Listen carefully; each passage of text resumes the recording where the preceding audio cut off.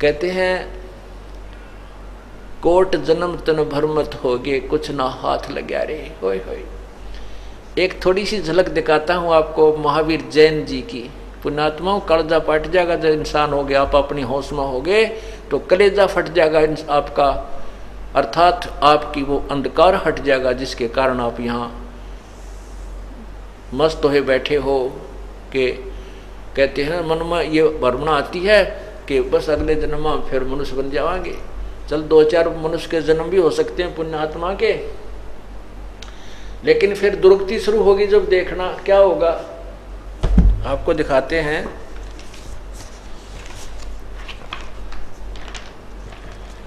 महावीर जैन जी के जीवन की थोड़ी सी झलक दिखाएंगे क्योंकि आज विषय दूसरा है।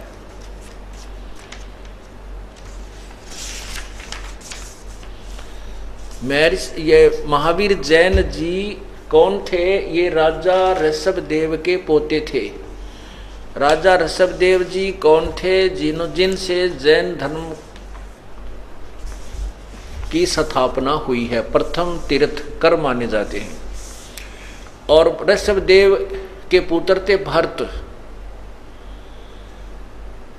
और भरत के पुत्र थे मारीची, और मारीची राजा ऋषभदेव के पौत्र थे, यानी भरत के पुत्र थे। और ऋषभदेव जी जो कि जैन धर्म के प्रवर्तक हैं, उन्होंने 1000 वर्ष तक तप करने के उपरांत पहली धर्म देशना अर्थात अपना उपदेश अपने पोते मारीची को दिया था। और मारीची जी के फिर आगे चल के वही जीवात्मा महावीर जैन हुआ, और उस ऋषभदेव के द्वारा बताई साधना के उससे कितना तो लाभ हुआ और कितनी हानि हुई, ये दिखाना चाहते हैं। देखिएगा, ये है आओ जैन धर्म को जाने, ये पुस्तक है।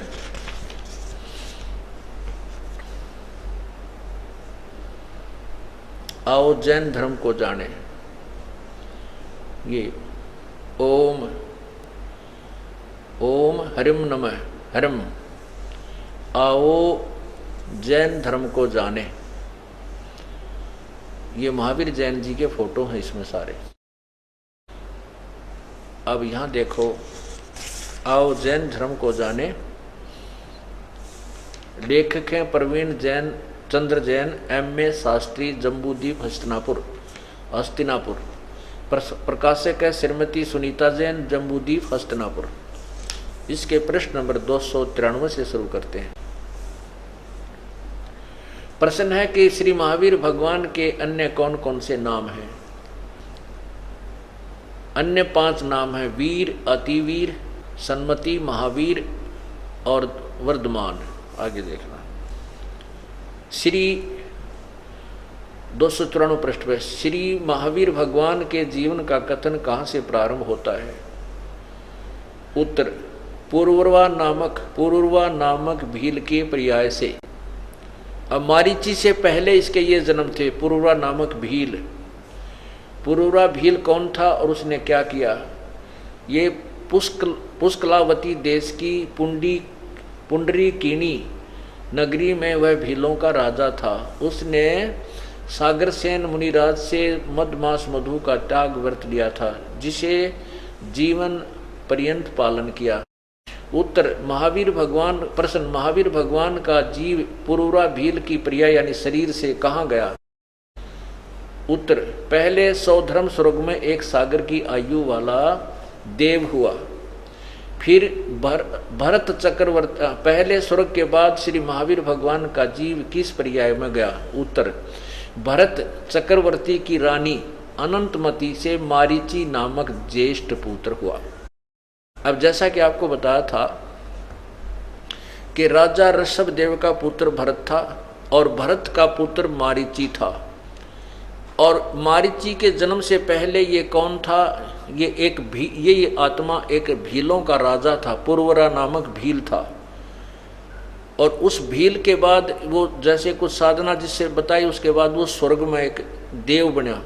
उसके बाद फिर ये मारीची नामक व्यक्ति बना जो भरत का पुत्र हुआ और ऋषभदेव का पौत्र हुआ। आगे देखो, मारीची, और यही मारीची वाली आत्मा महावीर जैन हुआ, जो जैन धर्म का 24वां तीर्थकर माना जाता, अंतिम।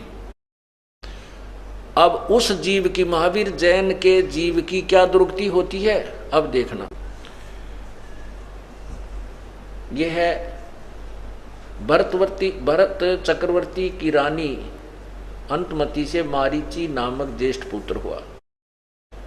फिर क्या हुआ, मारीची की पर्याय से महावीर जैन का जीव किस पर्याय में गया। ओए होए, उत्तर ब्रह्म स्वर्ग में देव हुआ। ब्रह्म स्वर्ग, यो ब्रह्म लोक जिसे कहते हैं, वहां भी जाने के बाद वापस आता देव हुआ, देवता बना।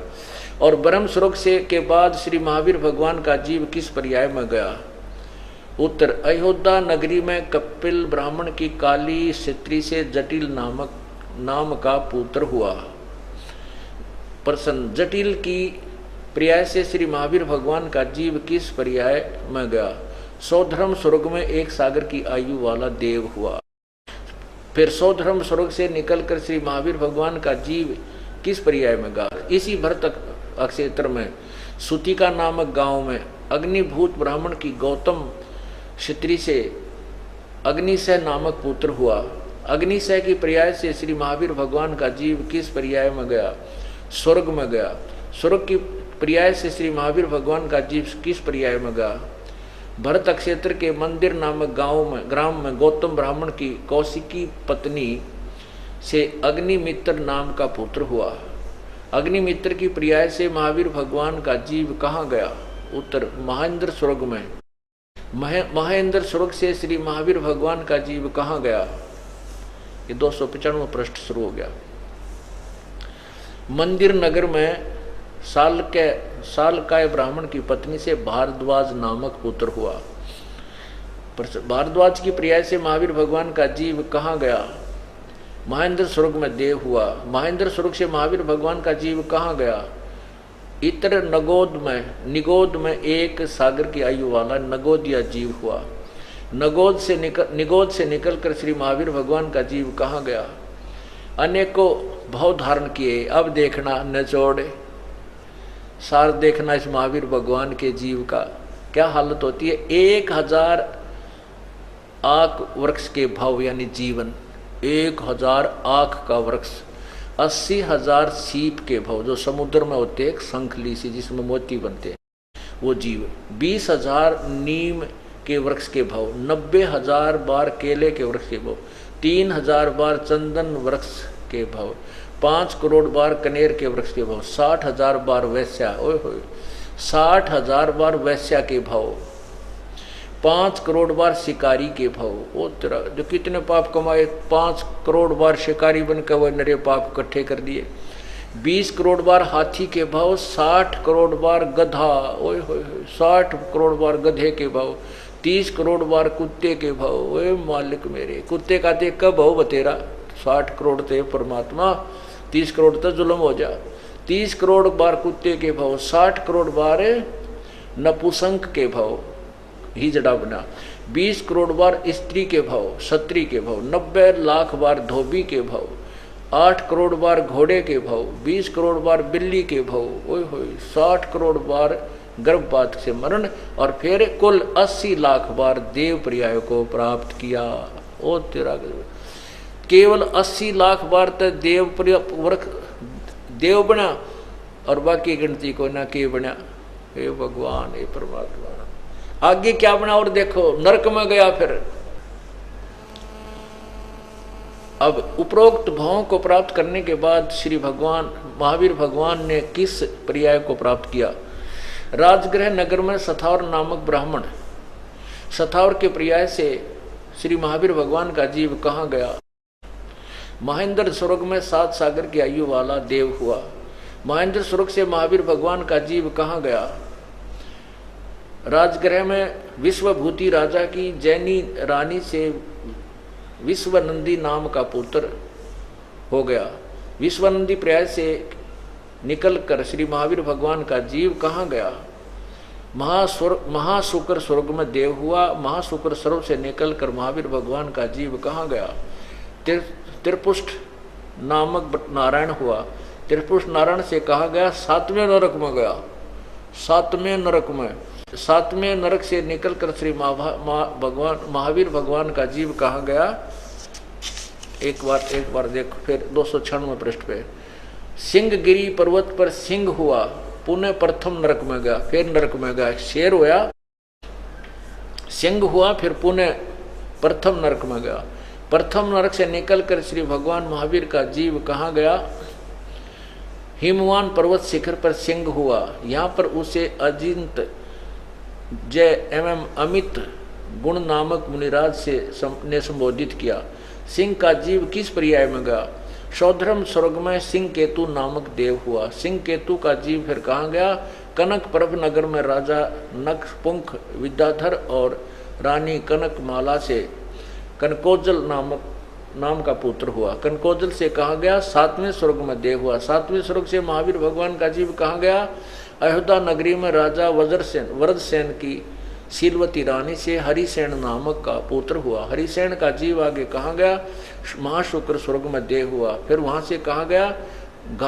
गातकी खंड की पूर्व विधे की पुष्कलावती देश की पुंडरकिणी नगरी में राजा सुमित्र रानी मनोरमा से प्रिय मित्र नाम का चक्रवर्ती हुआ। उसके बाद क्या हुआ? 66 स्वर्ग में देव हुआ। वहाँ से कहाँ गया? जम्बू द्वीप के छतरपुर नगर में नंदीवर्धन राजा की वीरमती रानी से नंद नामक पुत्र हुआ। फिर कहाँ गया? पुष्पोत्तर विमान में देव हुआ और तदंतर 24 माह तीर्थ कर महावीर भगवान होया। ओए होए, अब महावीर भगवान होया।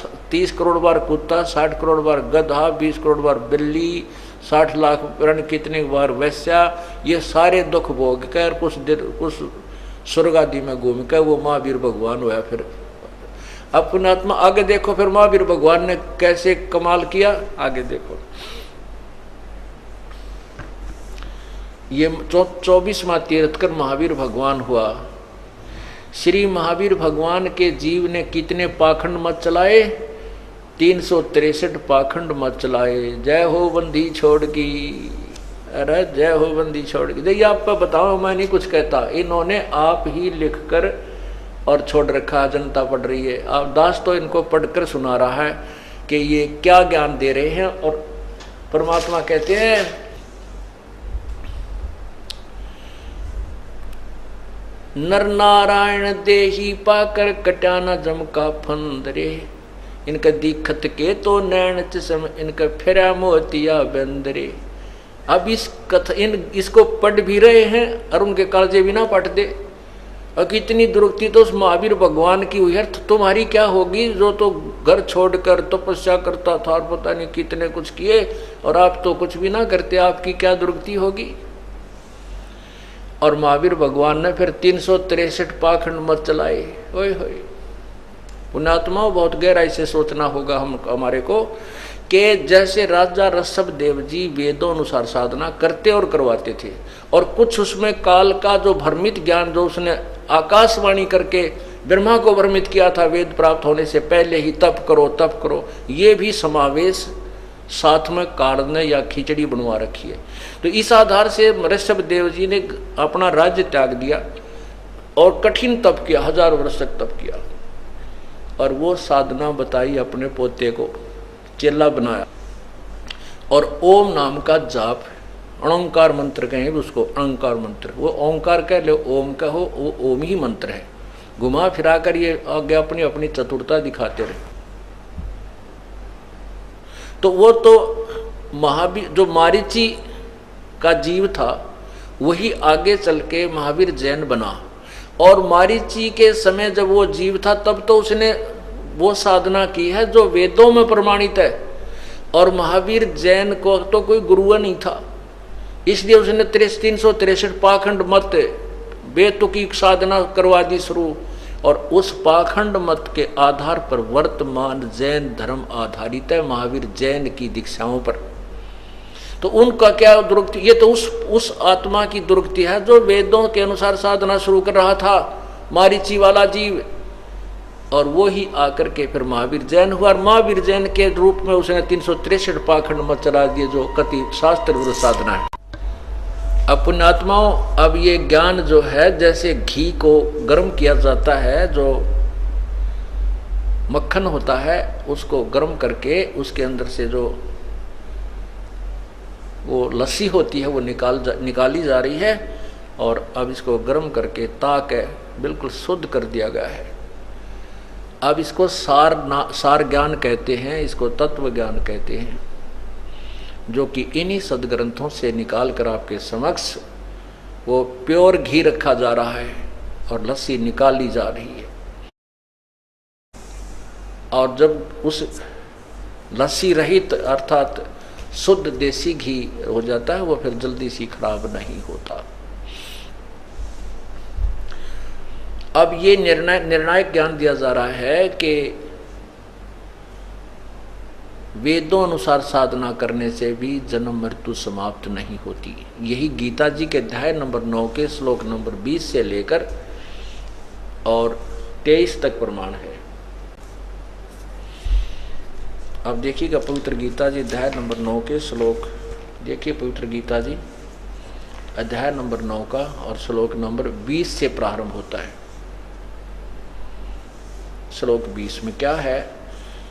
तीनों वेदों में विधान किए हुए त्रिवेदा, ये सकाम सकुम कुछ नहीं है इसमें, त्रिविदा तीनों वेदों में विधान किए हुए सोमरस वैसे सकाम कर्मों को करने वाले, सोमरस को पीने वाले पाप रहित पुरुष मुझ को यज्ञों द्वारा पूज कर स्वर्ग की प्राप्ति चाहते हैं।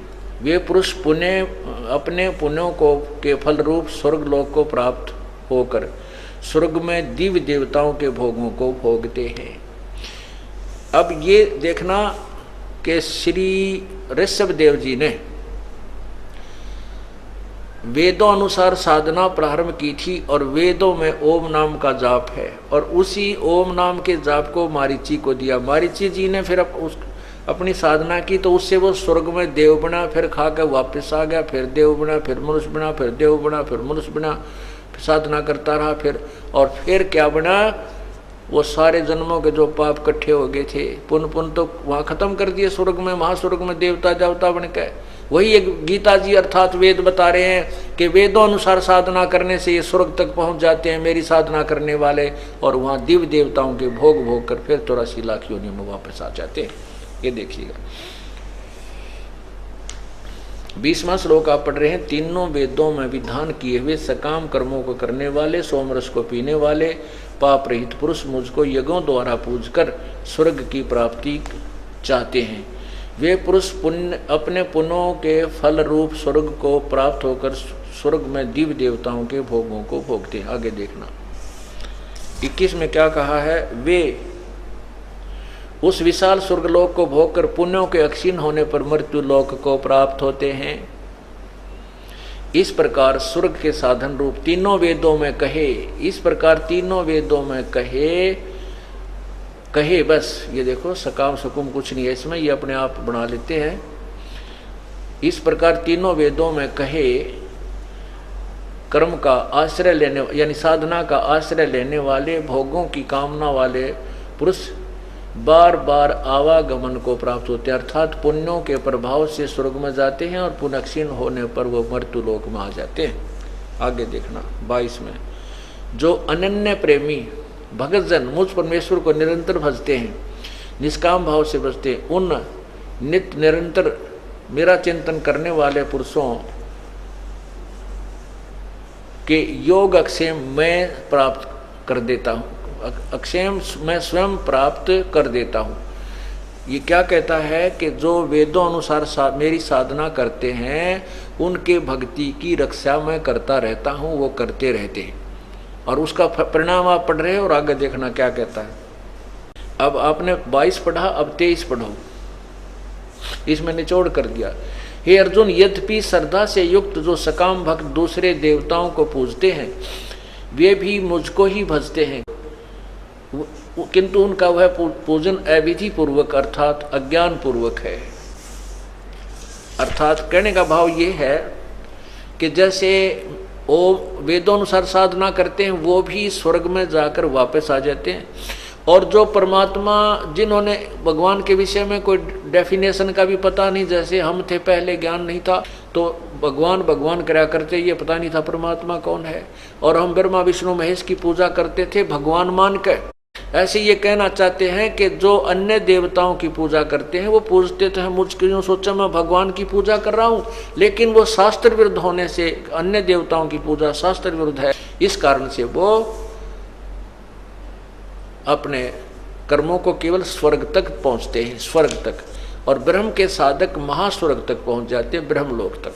तो कहते उनकी जो भक्ति वो कर भी रहे हैं है तो शास्त्र विरुद्ध, लेकिन उनकी जो भक्ति की रक्षा भी मैं ही करता हूं, उनकी साधना। आगे देखना, आपने 24 में पढ़ा,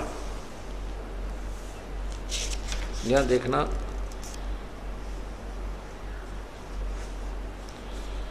ये 23 आपने पढ़िएगा। अर्जुन, यद्यपि श्रद्धा से युक्त सकाम भक्त दूसरे देवताओं को पूजते हैं, वे भी मुझको ही पूजते हैं, यानी वो भगवान मानकर उनकी पूजा करते हैं, किंतु उनका वह पूजन अविधि पूर्वक अर्थात अज्ञान पूर्वक है, शास्त्र विधि के विरुद्ध है।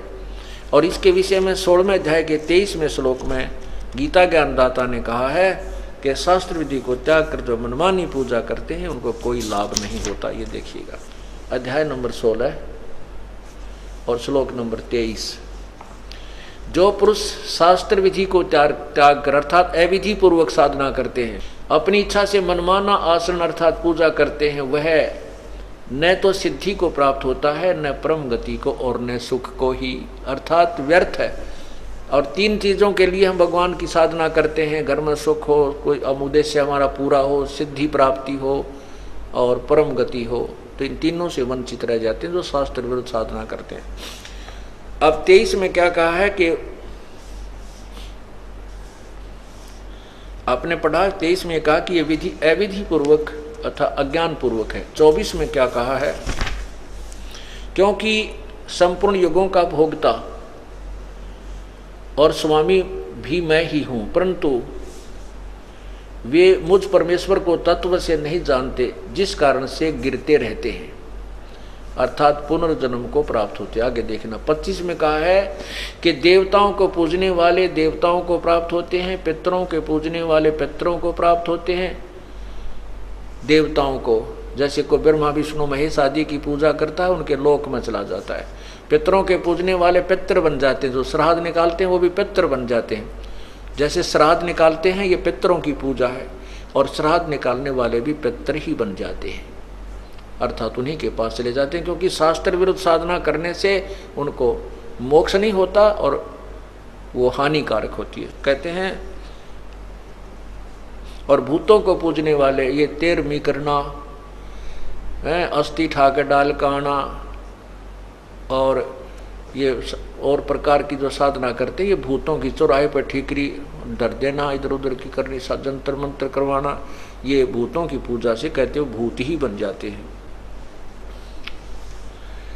और मेरे पूजने वाले मुझको ही प्राप्त होते हैं।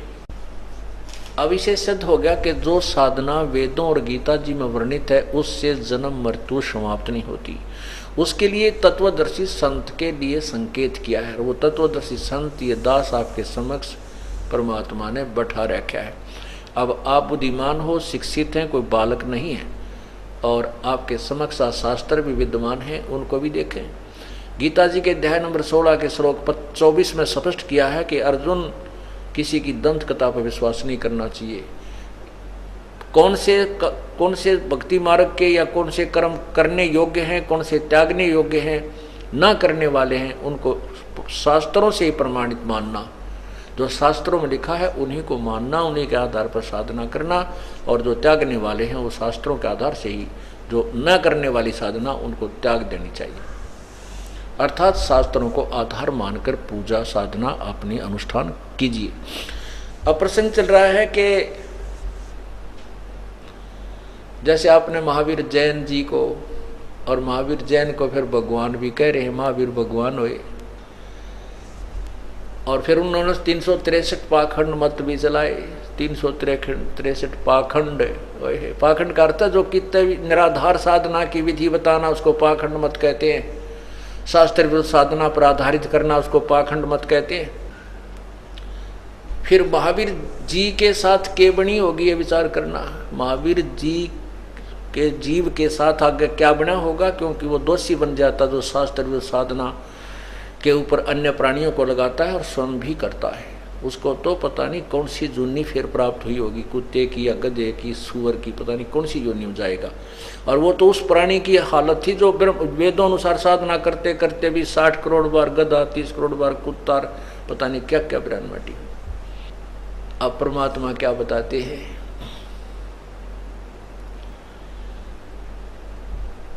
कोट जन्म तन भरमत हो गे, कुछ ना हाथ लगा रे, कुकर सुकर खरबया बोरे, कौवा हंस बुगारे।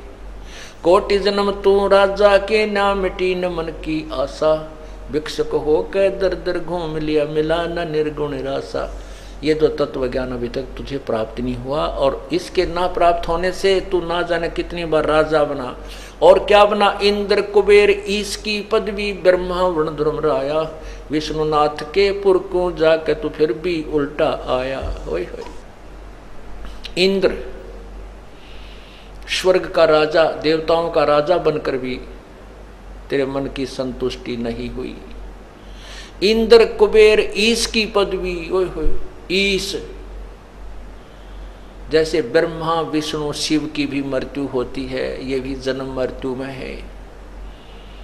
अब ये भगवान की पदवी प्राप्त है और इसके बाद ये 84 लाख योनियों में जाएंगे, क्योंकि देवी भागवत तीसरे स्कंद गीता प्रेस गोरखपुर से प्रकाशित पृष्ठ 123 पर विष्णु जी दुर्गा की महिमा बताते हुए कहते हैं, तुम शुद्ध स्वरूपा हो, ये सब संसार तुम ही से उद्भासित हो रहा है, और मैं ब्रह्मा और शंकर आप ही से, हमारी उत्पत्ति हम आपसे ही जन्म हुआ है, हम नित्य नहीं, हमारा आविर्भाव जन्म और तिरोभाव मृत्यु हुआ करती है।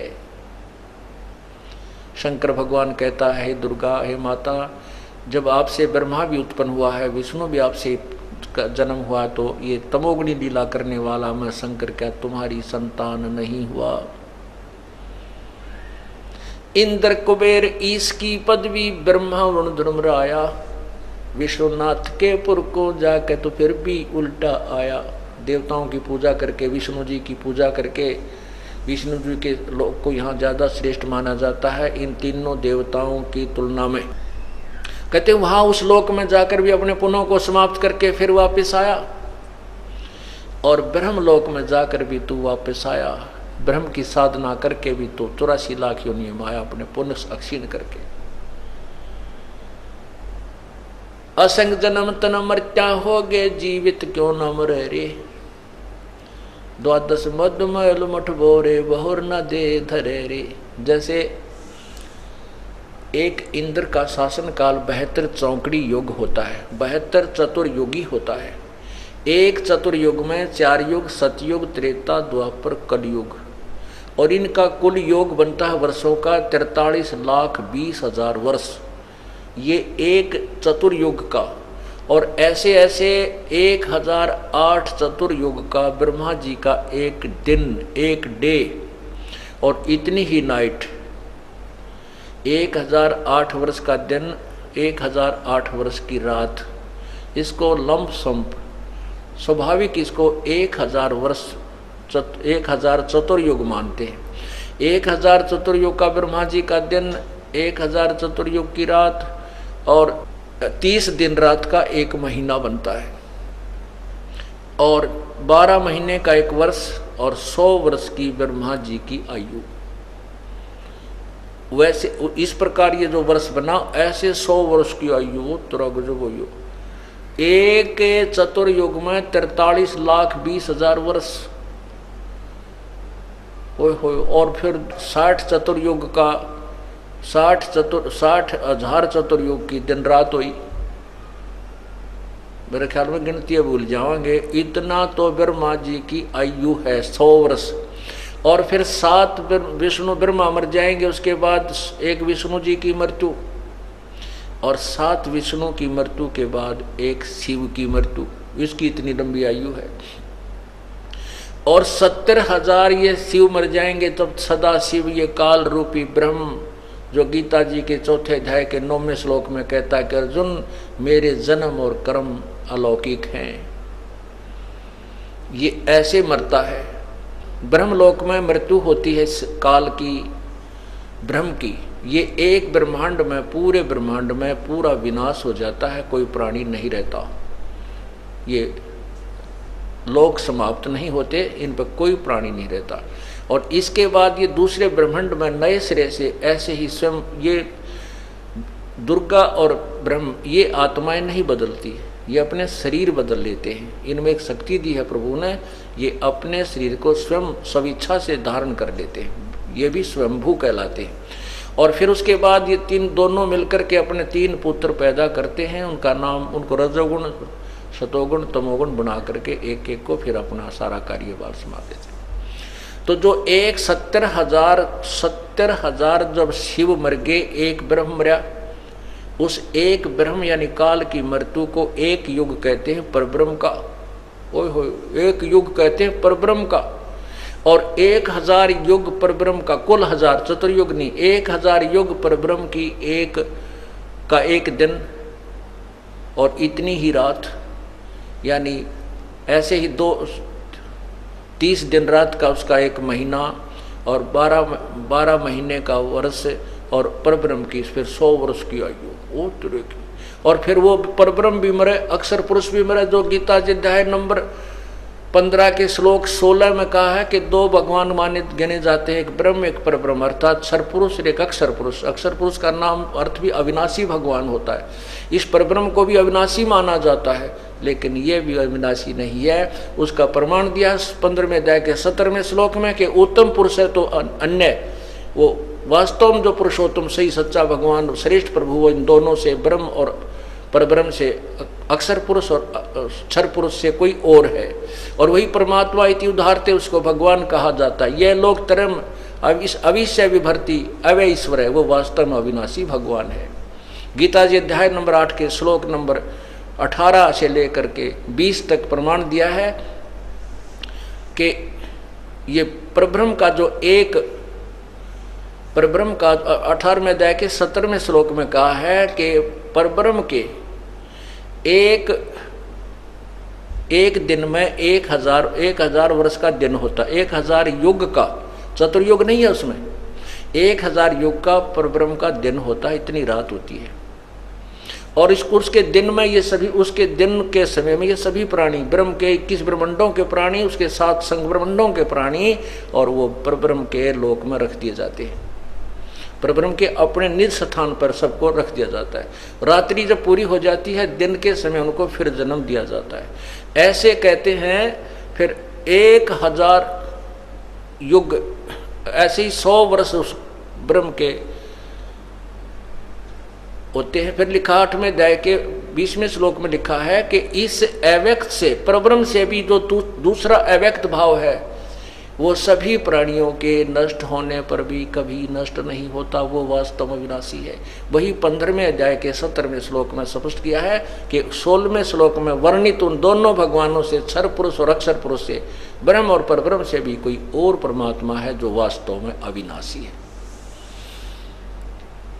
वो तेरा गजब हो गया, क्या बताते हैं परमात्मा।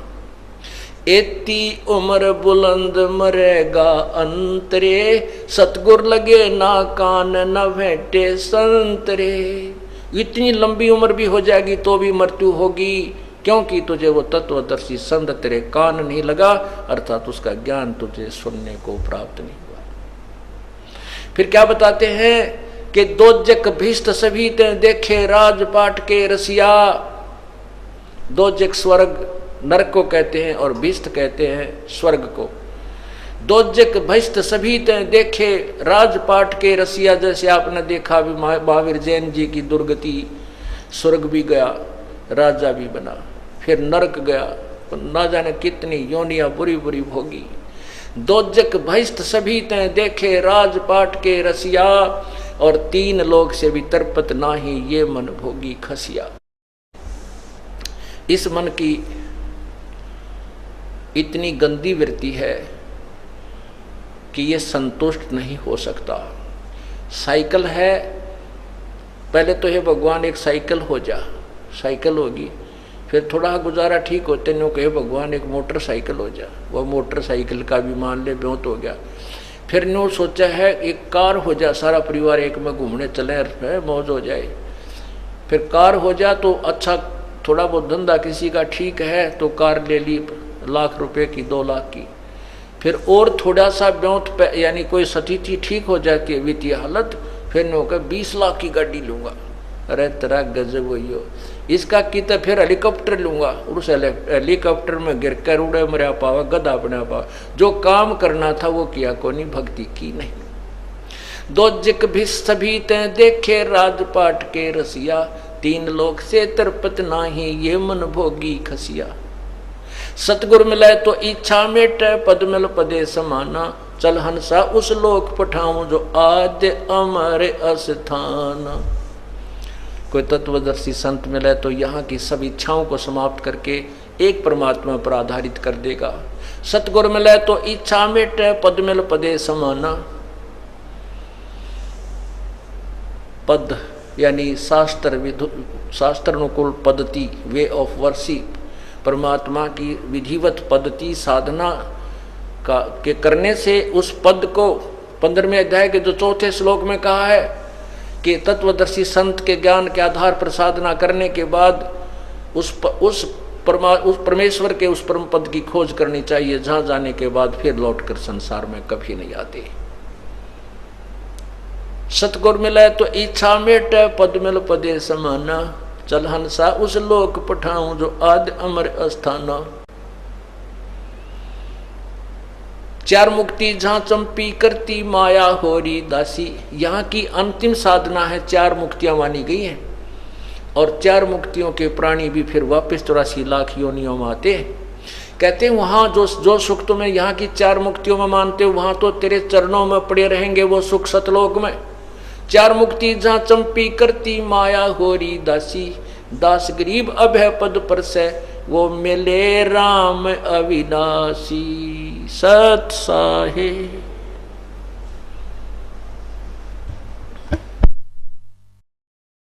सतवीर सिंह है, बिचपड़ी गांव से, गोहाना तहसील से, जिला सोनीपत। उनका पुत्र है भूपेंद्र दास। वो काफी वर्षों से इस दास के शिष्य हैं, परमात्मा की भक्ति कर रहे हैं।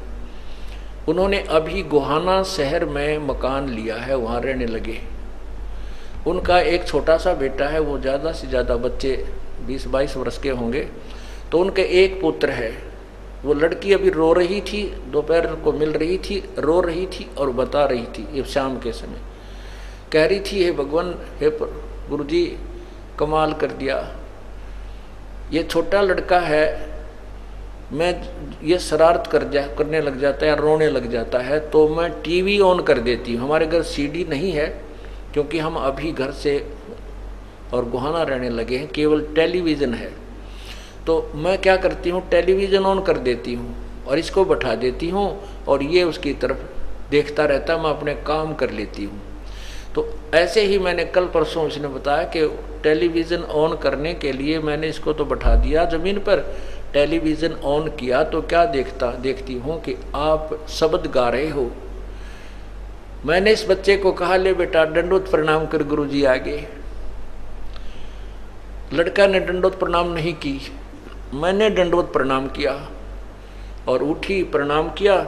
आप शब्द गा रहे हो टेलीविज़न में, जैसे ये चल रहा है ऐसे। उसके बाद फिर आप चले गए। फिर मैंने सोचा दूसरे चैनलों पर देखती हूँ, शायद गुरुजी किसी दूसरे चैनल पा रहे हो। किसी पर चैनल पर कोई कार्यक्रम मुझे नहीं पाया। दोबारा फिर चैनल लगाया तो उसी पर आप फिर शब्द गा रहे हो और फिर लड़के को कह रहे हो दंडोत प्रणाम कर बेटा।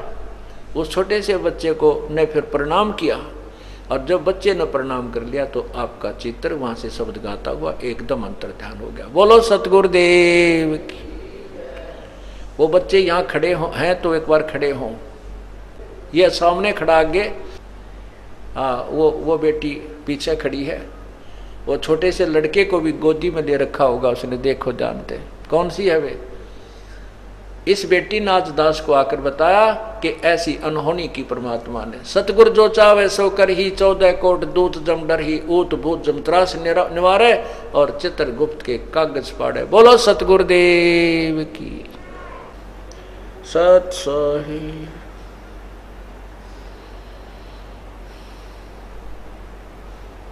कर जोरों विनती करूं, धरूं चरण पर शीश। गुरु राम देवानंद जी महाराज ने दियो नाम बख्शीश।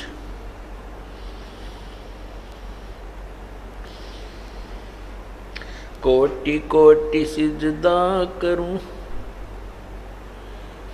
कोटि कोटि प्रणाम। चरण कमल में राखियो मैं बांदी जाम गुलाम। जय इब के सतगुरु मिले, सब दुख आखों रो। चरणों ऊपर शीश धरूं, कहूं जो कहनी हो। कबीर गुरु जी मिलेंगे,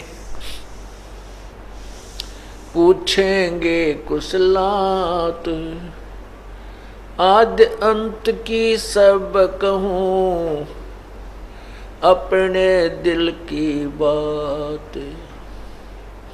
गुरु जी तुम ना भूलियो, चाहे लाख लोग मिल जाएं। हमसे तुमको बहुत है, तुमसे हमको नहीं।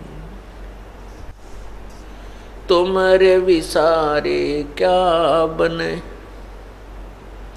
मैं किसकी शरण में जाऊं। शिव विरंच मुनि नारदा, तिनके हृदय न समाऊं।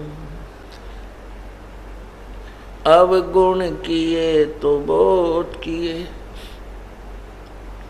करत न मानी हार। बावे बंदा बख्श दियो, बावे गर्दन उतार। अवगुण मेरे बाप जी, बख्शो गरीब नवाज। जो मैं पूत कपूत हूँ, बोर पिता को लाज। मैं अपराधी जन्म का, नक्शक बरे विकार। तुम दाता दुख भंजना, मेरी करो संभाल।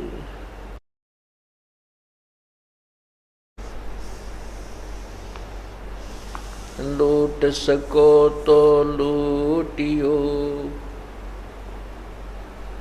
लूट सको तो लूटियो। राम नाम के लूट, पीछे फिर पछताओगे। प्राण जहांगे छूट,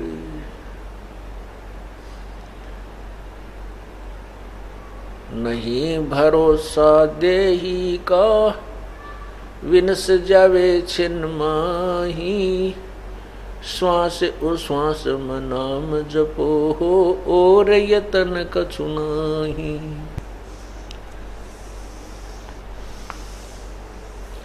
सांस उश्वास में नाम जपो। व्यर्था श्वास मत खो, न जाने इस श्वास को आवण हो कि न हो। भाई पृथ्वी पति चकवे गए, जिनके चक्र चलनते। रावण सरीखे कौन गिने, ऐसे गए अनंत।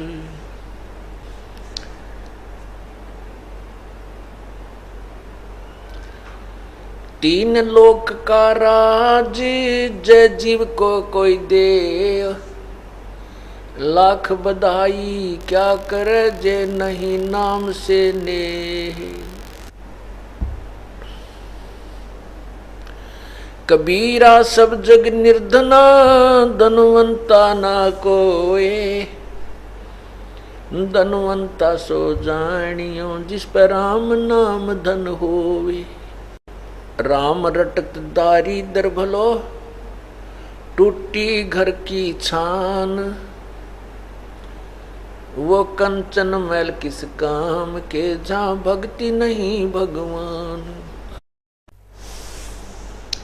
राम रटत कोड़ी भलो, चू चू पड़े जो चाम। ये सुंदर दे किस काम की, जा मुख नाही नाम।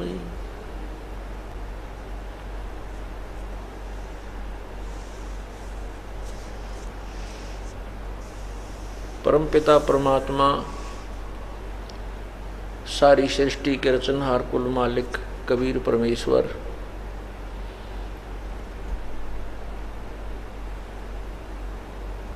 हम काल जाल में फंसी हुई आत्माओं को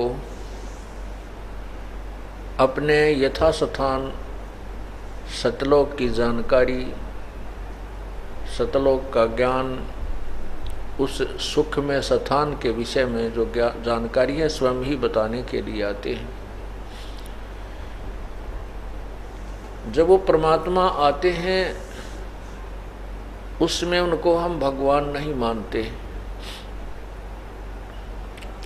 क्यों नहीं मानते? क्योंकि इस काल भगवान के संदेशवाहक प्रचारकों, गुरुओं ने परमात्मा के सब सिद्धांत को पलट रखा होता है। शास्त्र विरुद्ध साधना के आधार पर सर्व जनता को आधारित किया हुआ होता है। वो बताते रहते हैं कि परमात्मा निराकार है, इसलिए परमात्मा जब आते हैं शरीर, क्योंकि वो साकार हैं, तो हम उसे परमात्मा प्रभु नहीं मानते, उसको परमेश्वर नहीं मानते, क्योंकि हमारी जो थ्योरी है वो गलत हो चुकी होती है। आज जितने भी विद्वान हैं, ऋषि महर्षि हुए हैं, या वर्तमान के जितने भी पंथ प्रवर्तक हैं और उसके अनुयायी हैं, वर्तमान में जितने भी संत हैं और उनके अनुयायी हैं, किसी से पूछ लो जो सतलोक की महिमा भी गाते हैं और सतलोक में जाने के लिए प्रेरित भी करते हैं कबीर परमेश्वर के सुने सुनाए ज्ञान के आधार पर, लेकिन सतलोक में वो सतपुरुष को निराकार ही बताते हैं। केवल प्रकाश ही प्रकाश है, चेतन ही चेतन है। वहाँ आत्मा परमात्मा में ऐसे मिल जाती है जैसे समुद्र में बूंद मिल जाती है। अरे बोले व्यक्तियों, कोई किसी को कहे कि समुद्र में डूब के मर जाओ, किसी का इंटरेस्ट बनेगा? कभी नहीं बनेगा। और ये ऐसा कहना भी मूर्खता है, अर्थात शराबी या कोई नशेड़ी व्यक्ति ही ऐसी स्टेटमेंट दे सकता है, और उसको स्वीकार करने वाले भी नशेड़ी ही हो सकते हैं, नशे में ही हो सकते हैं, नहीं कौन डूब कर मरे। तो सतलोक में परमात्मा साकार है, आत्मा भी साकार है, अर्थात ये वहाँ जाकर के मानव सदृश शरीर इस जीवात्मा का है, मानव सदृश शरीर भगवान का है, सत्पुरुष का है। अंतर इतना है, दोनों का मटेरियल भी एक जैसा है, शरीर का मटेरियल भी एक जैसा है, लेकिन इतना अंतर है, परमात्मा का जो प्रकाश है वो अत्यधिक है, और इस जीवात्मा का वहाँ जो शरीर बनता है उसका प्रकाश 16 सूर्यों जितना है, 16 सूर्यों जितना है। और परमात्मा का एक रोमकूप का सतलोक में प्रकाश जो है करोड़ सूर्य करोड़ चांद मिला दे पर उसमें गर्मी ना हो, ऐसी रोशनी एक रोमकूप की है। ये सतलोक की महिमा बताने वाले ये पंथ कबीर परमेश्वर के उस शब्द का भी गुणगान करते हैं। उसी के आधार पर पंथ चला है इन्होंने कि कर नैनो दीदार महल में प्यारा है, कर नैनो दीदार महल में प्यारा है। देखो प्रारंभ में परमात्मा कहता है कि आँखों से उस परमात्मा के दर्शन करो, वो शरीर में भगवान है। शरीर बिन सशरीर भगवान है। महल कौन से महल में? सतलोक में, अपने श्वेत गुम्बज में विराजमान है। आपको एक शब्द सुनाता हूँ जिसके ऊपर पूरा एक पंथ चल रहा है और उसकी और भी बहुत सी शाखाएं, जिसमें करोड़ों, कई करोड़ों की संख्या में अनुयायी अपना जीवन नष्ट कर रहे हैं, मानव जीवन बर्बाद कर रहे हैं। क्या बताया है? परमात्मा परमेश्वर कबीर साहब की वाणी है, अमृत वाणी, सवसम वाणी से सवसम वेद का ये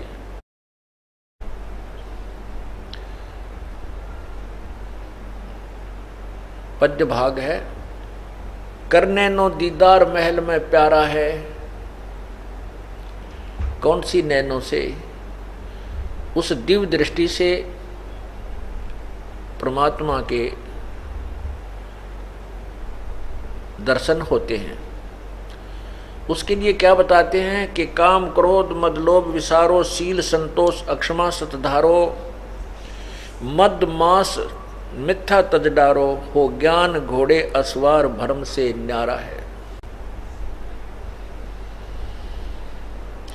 दोती नेति बस्ती पाओ, आसन पदम युगत से लाओ, कुंभ कर रेचक करवाओ, पहले मूल सुधार कारज हो सारा है। क्या बताते हैं? मूल कमल दल चतुर बखानो और किलियम जाप लाल रंग जानो, लाल रंग मानो। अब जिन्होंने उपदेश प्राप्त है वो ध्यान से सुनते रहना। परमात्मा ने इसमें, कबीर परमेश्वर ने भी उन मंत्रों का इसमें वर्णन किया है जो हम आपको प्रथम बार देते हैं। मूल कमल दल चतुर बखानो और किलियम जाप लाल रंग जानो, देव गणेश तात रोप्यो थानो, रिद्धि सिद्धि चंवर ढुलारा है। सवाद चक्र षटदल विस्तारो, ब्रह्मा सावत्री रूप न्योहारो।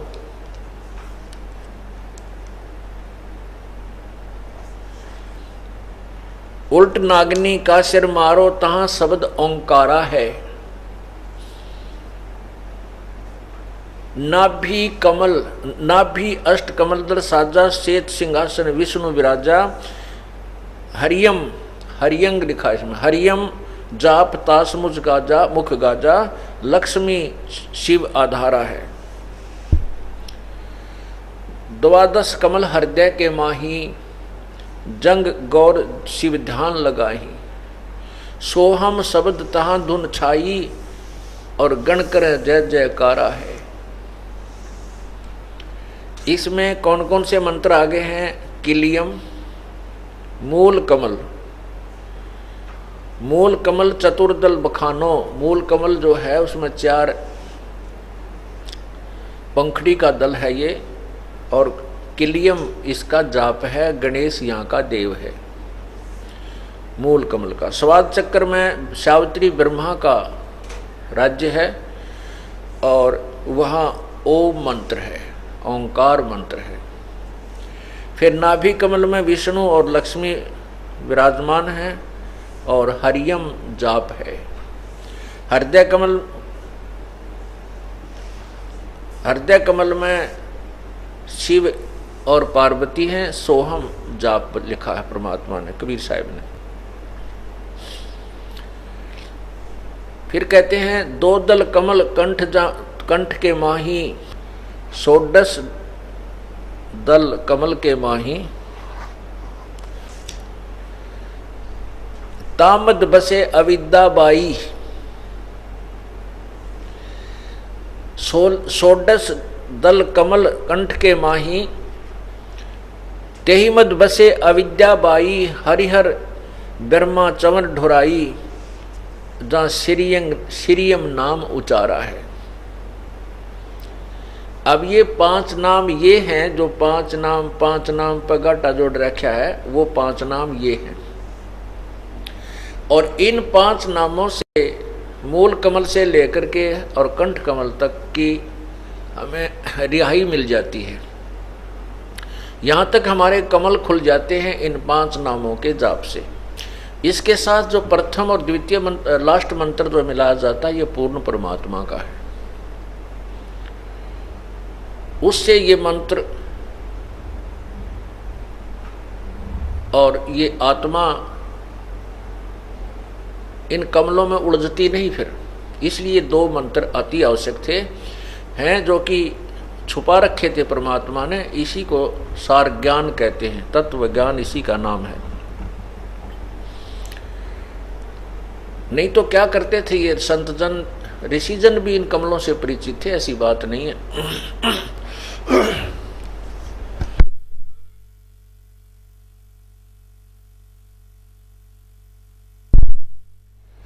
ऋषि जन भी इन कमलों से परिचित थे। वो भी अपनी योगिक क्रियाएं करके, जैसे पानी पी कर निकालना, इसको गज क्रिया कहते हैं, और एक कपड़ा खा करके चारे कुंगल का 30-35 फुट लंबा पतला सा कपड़े को खा जाते हैं। थोड़ा सा कपड़ा हाथ में पकड़ ले रखे थे, फिर उसको वापस निकालते हैं, अंदर से कफ वफ साफ कर देते हैं। ये तो एक स्वास्थ्य के लिए योग क्रियाएं होती हैं। तो उसके बाद कहते हैं नाम, वो फिर अभ्यास करते थे कमलों का। कोई तो प्रथम कमल में ही उलझ जाता था, क्योंकि जब ये कमल, जिसका एक भी कमल खुल गया और उसमें ये आत्मा प्रवेश कर गई, क्योंकि इसके अंदर ये पांचों विकार भी साथ हैं। जैसे पहले सत्संग में आपको बताया है कि शब्द स्पर्श रूप रस गंध, ये सभी के सभी प्रत्येक प्राणी में विद्यमान है, बेशक वो साधना कर रहा है। और प्रत्येक कमल के अंदर, कमल मीन एक चैनल है। जैसे एक टीवी में चैनल बने हुए होते हैं, ऐसे हमारे शरीर में चैनल बने हुए हैं। और जौन सा भी चैनल ऑन हो जाएगा, उसमें नाचने गाने, सुरीली आवाज़, बड़े सुंदर साज बाज, मनमोहक बाजे बज रहे होते हैं। और वहाँ पता नहीं किस किस प्रकार के आतिशबाजियाँ चल रही हैं। उसका नाम होटल है, स्वर्ग है उसका। वहाँ तो काम ही सारी वही लोग जाते हैं जो कति अपने पैसे ले जाते हैं, और वहाँ कोई काम नहीं, केवल बकवास देखने में लगे रहते हैं सारा दिन, आनंद मनाने जाते हैं। वो स्वर्ग ऐसा होता है। तो उन्हीं स्वर्गों के द्वार समझो ये। तो जिस भी लोक में, जिस भी कमल से के खुल जाने से आपका चैनल ऑन हो गया, तो आपको उस लोक में जो भी हो रही है, नाचना गाना की तो और बकवादें, कहीं कुछ हो रहा है, कहीं झरने बह रहे हैं, सुंदर प्रकृति है, अच्छे बाग बगीचे, वहाँ भ्रमण कर रहे हैं। तो ऐसे ये आत्मा वहाँ जा कर के उससे बाहर निकलने को तैयार नहीं होती, और फिर वहाँ अपने विकारों वश, क्योंकि काल भगवान ने बड़ा उलझा रखा है इस जीव को। प्रत्येक स्वर्ग में अप्सराएं हैं और सुंदर देव हैं। स्त्री की आत्मा जाती है तो सुंदर देवों को देख करके उनके साथ वहाँ एंटेंगल हो जाती है, और पुरुष की आत्मा जाती है तो उन अप्सराओं को देखकर वहीं उलझ पुलझ होकर के फिर वहाँ उनको उनके किए हुए कर्माधार पर, जैसे किसी ने किलियम जाप किया उसके आधार से गणेश के लोक में कोई गण बना दिया जाएगा, और जिसने ओम जाप किया हुआ है और उसका चैनल ऑन हो गया ब्रह्मा जी वाला अर्थात स्वाद कमल, तो उसमें चला जाएगा। वहाँ जाकर के फिर अपनी ही कमाई से वो कोई वहाँ देव बन जाता है। इसलिए ये प्रथम और लास्ट मंत्र जो है इसके साथ मिलाया जाता है कि ये फिर इधर उधर डगमग नहीं होने देगा आपको उन कमलों में भ्रमित नहीं होने देगा, आपकी बुद्धि पर पत्थर नहीं गिरने देंगे ये दोनों मंत्र। इनकी कमाई आपको आगे उठाए चलेगी। जैसे जो पंथ ये 5 नाम देता है, वो कौन से मंत्र देता है? ओंकार, निरंकार, ज्योति, निरंजन, सोहम और सत्यनाम।